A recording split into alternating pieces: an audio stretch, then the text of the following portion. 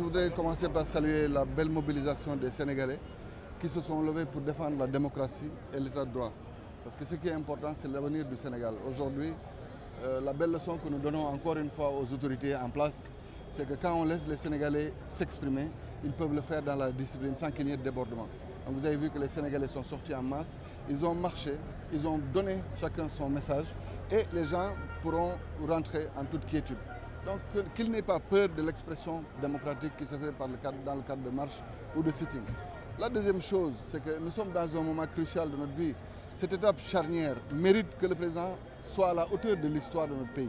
C'est à Macky Sall aujourd'hui de se hisser pour mériter d'être écrit dans les livres d'histoire dans le bon terme.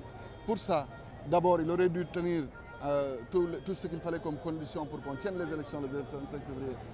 Mais pour un mal, pour un bien, c'est qu'aujourd'hui, encore une fois, après la décision du Conseil constitutionnel, le président Macky Sall a un moment historique pour montrer qu'il a un respect pour les institutions que les Sénégalais ont mises en place.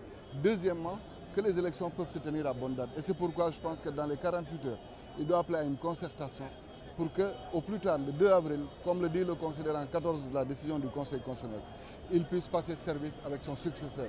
Et que le Sénégal passe à autre chose. Les Sénégalais ont besoin de passer à autre chose. Ils ont été dans la violence, dans le conflit pendant 2 ou 3 ans. Et ça suffit. Le Sénégal a besoin d'autre chose, qu'on se batte résolument pour ça.